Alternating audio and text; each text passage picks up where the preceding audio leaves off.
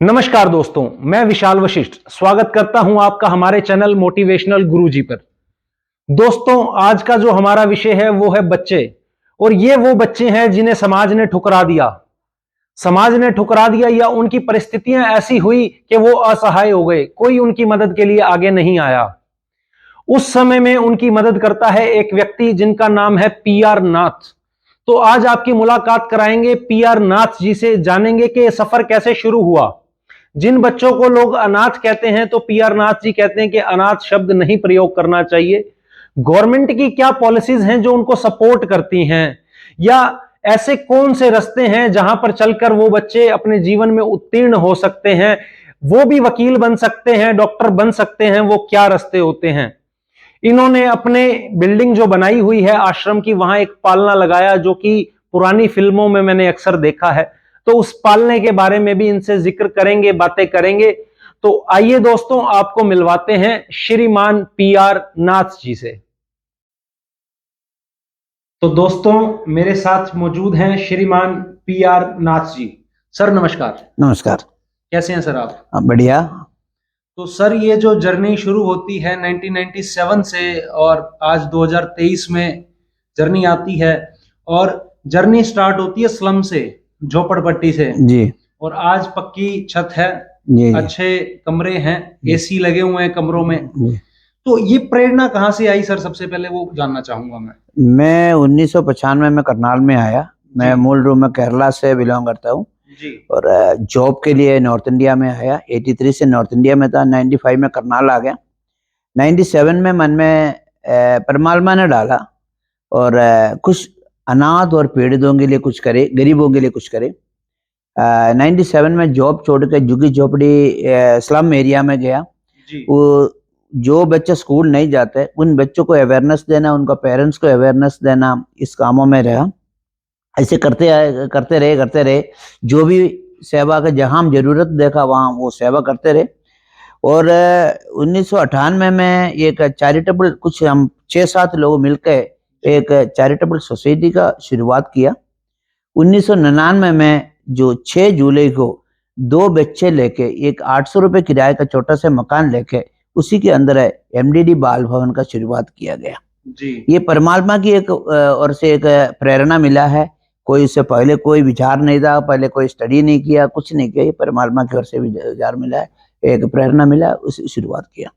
Sir, आपका केरला से जो फैमिली बैकग्राउंड है, वहां पर कौन कौन थे, और केरला से सर करनाल कैसे पहुंचे आप? केरला में 100% एजुकेशन के कारण से जॉब मिलना बड़ी मुश्किल है। इसलिए मेरे से पहले 1980 में मेरा ब्रदर और सिस्टर आकर दिल्ली सेटल्ड था और मेरा कॉलेज एजुकेशन के बाद मैं भी दिल्ली पहुंचा। दिल्ली पहुंच जॉब कर रहा था। वहां से देहरादून में जॉब में गया, देहरादून से जॉब के लिए करनाल पहुंचा। जी जी। तो सर, ये जो अनाथ बच्चे हैं जी, इनकी तरफ रुझान कैसे आया आपका? मैंने कहा ना, परमात्मा ने डाला जो गरीब और नीडियों के लिए कुछ करे। जी। और ऐसे सेवा करते करते आ रहे हैं। किसी ने मुझे बोला कि जो 2 बच्चे हैं गांव में अनाथ घूम रहे, उनके अच्छा। कोई देखभाल करने वाले कोई है नहीं है। आगे पीछे कुछ नहीं देखा, सिर्फ परमात्मा से पूछा है और परमात्मा ने अगुवाई किया, ले लो। और 2 बच्चे लेके हम शुरुआत किया। स्टार्टिंग में बहुत स्ट्रगल किया था, बहुत स्ट्रगल हुआ था, क्योंकि 2 कारण था। एक तो मैं केरला से हूँ, दूसरी मैं इतनी फाइनेंशियल अपने साउंड में नहीं था। और जो ईमानदारी से मेहनत करते रहे, परमात्मा साथ दिया। करनाल ऐसे एक जगह है, करण की धरती है, दानवीर करण की धरती में जो अच्छा काम कर रहे हैं, जो सेवा अच्छा कर रहे हैं, उनकी साथ देने के लिए बहुत लोग हैं। वो मेरे एक एग्जाम्पल है। जो 1999 में 0 से शुरू किया था, जब 1998 में जो संस्था शुरू कर रहा था, चैरिटेबल सोसाइटी का जो शुरुआत किया था, सिर्फ 6.25 रुपये था मेरे पास में। और आज 6.25 रुपये में जो 1998 में शुरू किया हुआ ये संस्था आज 6.25 करोड़ की परमात्मा की कृपा से करनाल के अंदर हुआ है। आज हरियाणा में नंबर 1 संस्था है। आज हमारे पास 82 बच्चे हैं। 82 बच्चों में से 25 बच्चे मंदबुद्धि और दिव्यांग बच्चा है, जो उनका जो सेवा है डायरेक्ट प्रभु की सेवा है। क्योंकि वो जो उसका 1 रुपए की एक टोफी भी दे तो स्वर्ग मिला, इतनी आनंदित हो जाते हो बच्चा। जी। बाकी 57 लड़कियां हैं और लड़कियां अभी नर्सरी से लेके पोस्ट ग्रेजुएशन तक के बच्चे हैं। हमारा एम है जो बच्चे जिस लाइन में पढ़ना चाहते हैं उस लाइन में पढ़ाना हमारा बहुत उद्देश्य है। सर 1998 जब आपने शुरुआत करी है जी, वहां से लेके आज 2023 है, तो जी। टोटल कितने बच्चे सर जो आपसे मिल गए और एजुकेशन में आगे निकले हैं जी। या किसी की शादी कराई है, जी। तो टोटल सर कितने बच्चे रहे होंगे? उसमें देखे तो हजारों बच्चे हमारा इस आश्रम से निकला हुआ है। अच्छा जी। तो कुछ बच्चे टेम्पररी सरकार के थ्रू से टेम्पररी आ जाता है, महीने 2 महीने 3 महीने साल के लिए आ जाते हैं। अच्छा जी। उसकी हजारों बच्चे आया होगा, हजारों बच्चे इधर से आश्रम से निकला हुआ है। बल्कि हम एक गर्व से कह सकते हैं 250-300 बच्चे अपनी अच्छा पोजीशन में हैं, अब्रॉड में हैं, अच्छा जी। ओमान में हैं, दुबई में हैं और रिफाइनरी में हैं, दिल्ली में बैंकों में बच्चे जॉब कर रहे हैं, प्राइवेट लिमिटेड कंपनियों में जॉब कर रहे हैं। बच्चे अच्छा पोजीशन में पहुंच चुका है। और 11 लड़कियों को हम अपने हाथ से हिंदू रिवाज में शादी करवाए हुए हैं, इस भवन के अंदर ही शादी करवा के भेजा हुआ है।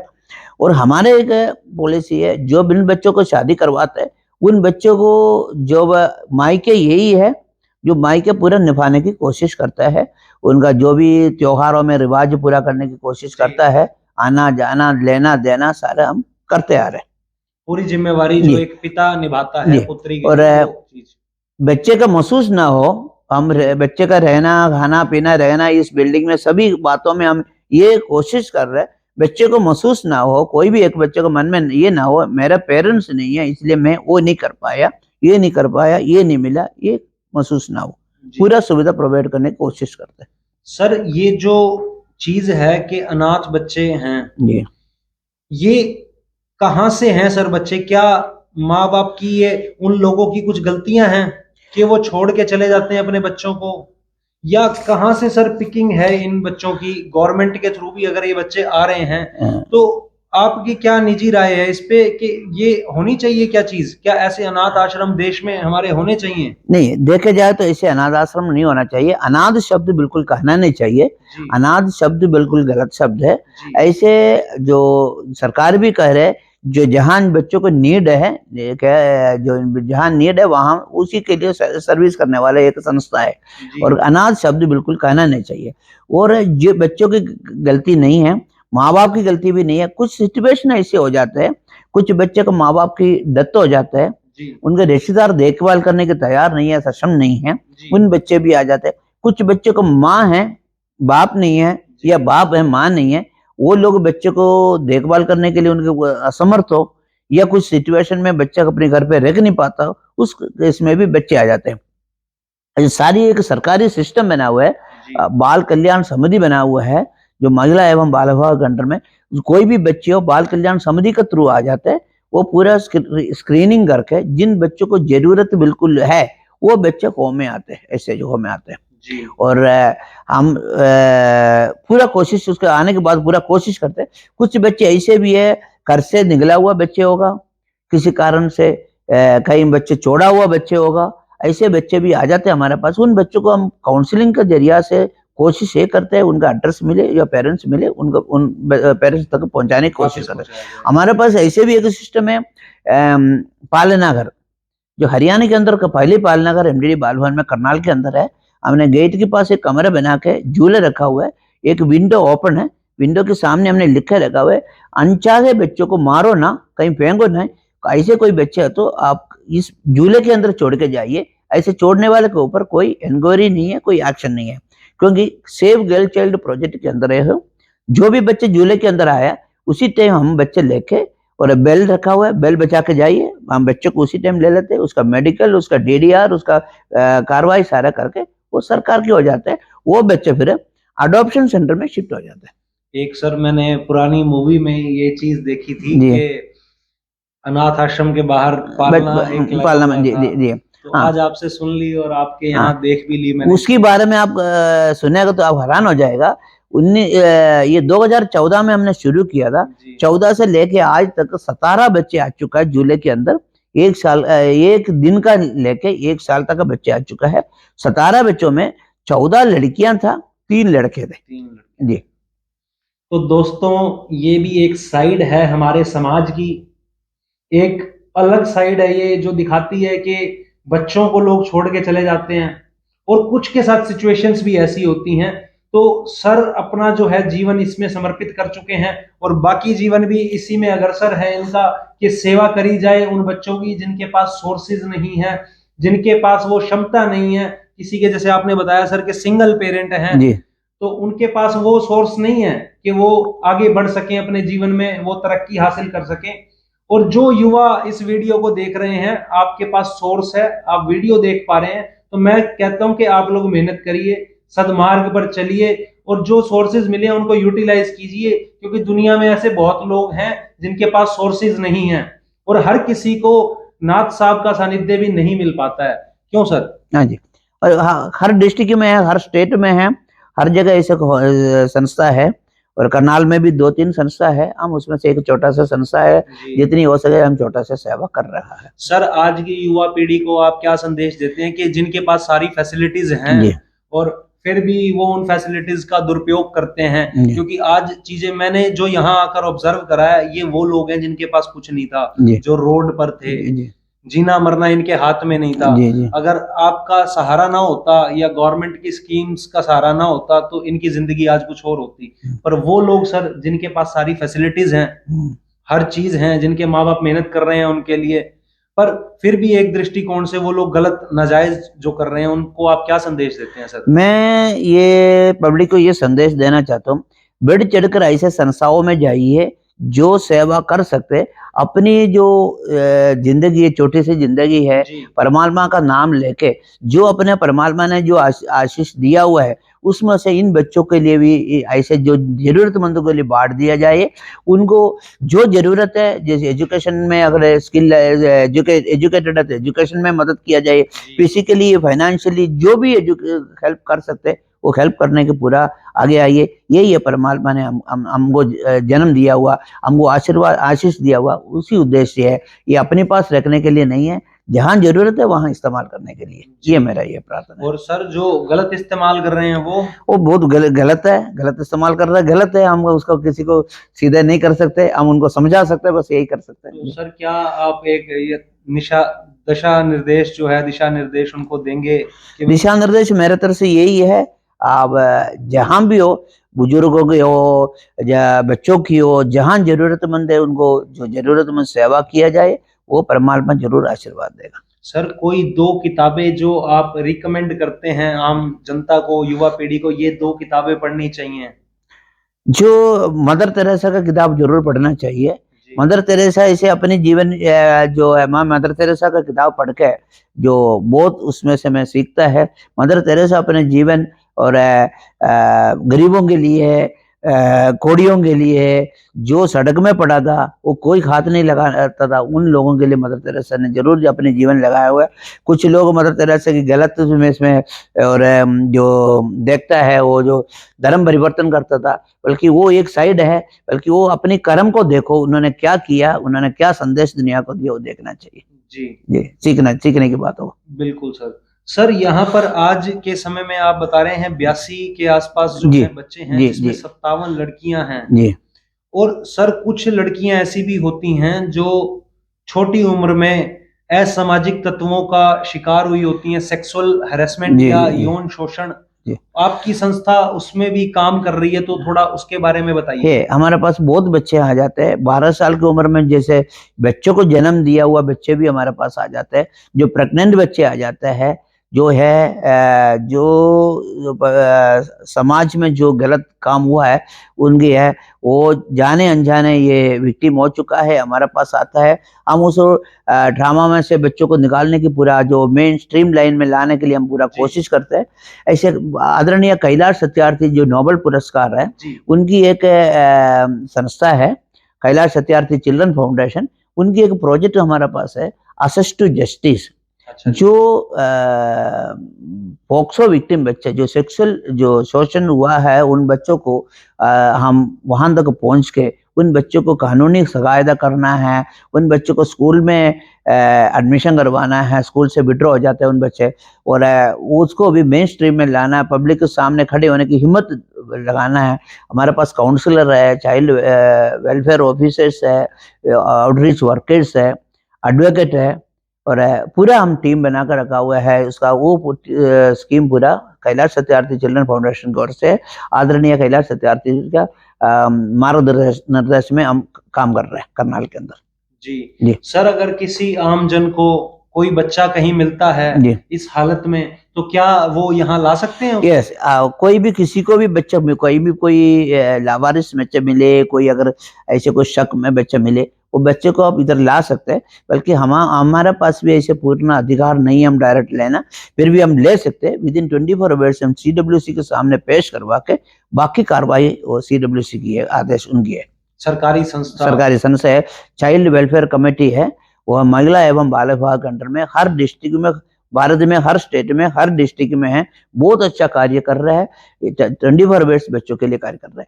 चाइल्ड हेल्पलाइन है, 1098 में कोई भी फोन कर सकता है, कहीं भी बैठ के फोन कर सकता है, इमीडिएटली विद इन 5 मिनट से वहाँ हेल्प लेके चाइल्ड हेल्पलाइन पहुंच जाता है।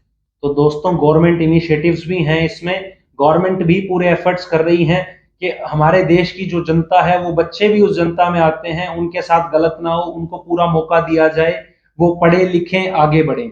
सर, कोई ऐसा किस्सा इन जो 25-26 साल का आपका 97 से 2023 तक का रहा है, कोई ऐसा इंसिडेंट कि कोई बच्चा आया हो, बाद में उसकी फैमिली हिस्ट्री निकल के आ गई हो, उसके माँ बाप आ गए हो, जी ये तो हमारा बच्चा है, 5-6 साल वो बच्चा यहाँ रहा, आपने पालन पोषण किया, और इस तरह के सिनेरियोज हुए हों? बहुत बच्चे आए हुए हैं। एक मध्य प्रदेश की एक बच्चा था, 5 साल के बाद बाई चांस बच्चे का मुंह से, हमारा लगातार काउंसलिंग चलता रहता है, बच्चे का मुंह से निकला था मैं पिलाना गाँव की है। उसे हमने इमीडिएटली गाँव सर्च किया कौन सी स्टेट में, वो स्टेट मिला मध्य प्रदेश का था। वहां का जो उस गांव का थाने में हमने फोन किया। जिस टाइम हम इधर से फोन कर रहा था, 2 साल पहले की बात है, जिस टाइम हम फोन कर रहा था उस टाइम थानेदार उस आईओ उस फैमिली को लेकर बैठा हुआ था फाइल खत्म करने के लिए, अब तेरा बच्चा मिलेंगे नहीं। अच्छा जी। 4.5 साल हो चुका था। हमने उनको फोन करते हुए इमीडिएटली वहां गाड़ी भर के वो परिवार और पुलिस डिपार्टमेंट लाके करनाल एडमिनिस्ट्रेशन के साथ मिलकर वो बच्चों को हैंड ओवर किया। आसाम से एक बच्चा प्लेसमेंट एजेंसी लेके आया था, वो प्लेसमेंट एजेंसी जहां लगाया था वहां से निकल पड़ा था, बच्चे इसे लावारिस घूम रहा था। वो लड़की हमारे पास आया था, आसाम में कॉन्टैक्ट करके एड्रेस ट्रेस आउट किया, और उसके मदर और उसके भाई ने ये कहा हम इस चाय की बगीचे से बाहर कभी देखा नहीं है, दुनिया नहीं देखा हमने इधर से स्टाफ भेज के उसको भाई को लेके आया, भाई को लेके आके इधर से हमने उस बच्चे को घर पहुंचाया। और छत्तीसगढ़ के एक बच्चे रिसेंटली लास्ट ईयर हमने वहां पहुंचाया, घर तक पहुंचाया। वो भी 4-5 साल हमारे पास रह के इवन सिलाई सीखा, कढ़ाई सिलाई सीखे, स्कूल में पढ़ाई किया और कढ़ाई सिलाई सिखाया, और एक मिशन भी हमने दिया। आज हम खुश है, वो गांव में अपनी मिशन में काम करके अपनी रोटी कमा रहे हुए, ये बहुत खुशी के बाद तो अपने घर पहुंचा हुआ है। सर, ये जो आपने ऐसे हजारों बच्चों को हमने घर पहुंचाए हुए हैं। जी। इंस्टीट्यूट अभी रिसेंट जो नया बनाया है, पहले रेंट की बिल्डिंग में मैंने सुना है जी कि जी जी जी, तो अब ये 2 पार्ट हो गए जी। तो second is for specially womens, special boys है, स्पेशल बॉयज दिव्यांग मंदबुद्धि और दिव्यांग जी। और दूसरे वाला सिर्फ लड़कियों के लिए? सिर्फ ये लड़कियों के लिए है। इसके अंदर भी हमारा 18 साल तक का बच्चों को CCI कहता है, चाइल्ड केयर इंस्टीट्यूशन। 18 से 22 साल तक के बच्चों को आफ्टर केयर बोलते हैं, सरकार की एक स्कीम है। और हमारे कॉलेज में पढ़ने वाले बच्चे भी है। ये 3 यूनिट हमारा मेनली चल रहा है। और उसके साथ साथ हमारा फ्री एम्बुलेंस सर्विस है। कोई भी गरीब लोग आओ करना, लोकल में कोई एक पैसा भी नहीं लेते, हम 24 घंटे एम्बुलेंस सर्विस रखा हुआ है। ये LIC ऑफ इंडिया ने हमको स्पॉन्सर किया था। और उसके अलावा हमने पिछले जनवरी 14 तारीख को मकर संक्रांति वाले शुभ दिन में हमने एक पब्लिक चैरिटेबल डिस्पेंसरी का शुरुआत किया। अच्छा जी। ये डॉक्टर JK पसरीचा जी करनाल में था, उनकी बहुत हेल्प मुझे स्टार्टिंग के लिए मिला था।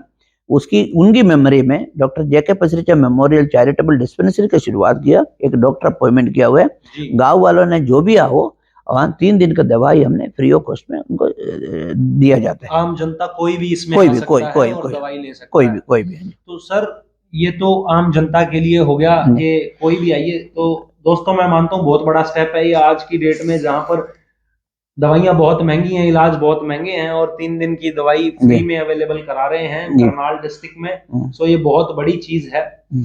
और दोस्तों, जो एक मैं सर सवाल पूछ रहा हूँ आपसे, जो लड़कियां आई यहाँ पर, क्या शादी वगैरह भी आपने कराई उनकी? हाँ जी, 11 लड़कियों की शादी हमने खुद करवाए हुए हैं। अच्छा जी। हाँ जी, मैं पहले भी जिक्र किया था, वो 11 लड़कियों की शादी करवाए हुए हैं। वो भी शादी में भी हमने जो सभी का मदद लेकर के जो उनकी जरूरत सामान सारे हम उनको प्रोवाइड किया जाता है। बहुत धूमधाम से हम शादियां करते हैं, अपने घर में जो शादी हुआ उसी प्रकार से शादी करवाते हैं। जी जी। तो और सर, कोई ऐसी इसमें लड़कियां या लड़के जो आपके निकले हैं, आप बता रहे हैं अब्रोड में गए जी। हैं जी। जी। जी। या मल्टीनेशनल कंपनीज में काम कर रहे जी। हैं, जी। वो अभी सपोर्ट करते हैं क्या जी। संस्था हाँ को? जी, बच्चे आ जाते हैं, कभी कभी साल 2 साल में रियूनियन भी करते हैं, उनकी भाई बहनों को मिलने के लिए आ जाता है। अच्छा। और बच्चे आते रहते भी, बीच में भी आते रहते हैं। जब भी आते हैं कुछ ना कुछ मदद करते रहते हैं, भाई बहनों के लिए करते रहते हैं। उन लोगों का भी परस्पर हाँ जी। आपस में प्यार बन हाँ जी। जाता हाँ जी। है। हाँ जी, बिल्कुल बिल्कुल है। दुनिया के हाँ जी, ठुकराए हमने लोग आपस जो में। हमने सभी बच्चों के साथ एक फैमिली पारिवारिक रिलेशन बना कर रखा हुआ है। ये इधर से निकला हुआ बच्चे का अभी भी आधार कार्ड में भी एड्रेस तो यही है, परमानेंट अच्छा जी। एड्रेस तो यही है। उनका कोई कोई किसी भी हालत, कोई लीगल बात हो, सब कुछ में सेकंड के अंदर पहुंचने के लिए कोशिश करते हैं पूरे। तो सर, बहुत अच्छा इनिशिएटिव आपका है। 25-26 साल हो गए जी। और बहुत सुंदर जो है आपने नई बिल्डिंग का निर्माण किया है। मॉडर्न कंप्यूटर एजुकेशन आप इसमें दे रहे हैं, और बाकी फैसिलिटीज भी जो आप दे रहे हैं जी। जी। बहुत जी। जी। उम्दा और अच्छे अव्वल दर्जे की फैसिलिटीज वो आप दे रहे हैं। और आज आपका समय लिया सर, इस चीज के लिए मैं धन्यवाद आपका करता हूं, और मेरी शुभकामनाएं हैं कि आप इसी तरह से आगे करते रहें। और दोस्तों, मैं चाहता हूं कि आप सपोर्ट करें ऐसी ऑर्गेनाइजेशंस को, क्योंकि यही सदकर्म है, यही अच्छा रास्ता है कि कर्म ही इंसान का रह जाता है, वरना तो नंगा आता है और नंगा ही चला जाता है। तो सर, कॉन्टैक्ट नंबर एक बार आप संस्था का शेयर कर दें। मेरा नाम PR नाथ, संस्था की कॉन्टैक्ट नंबर 9416030683, 9416030683। ठीक है सर, ओके, थैंक यू, धन्यवाद। नमस्कार।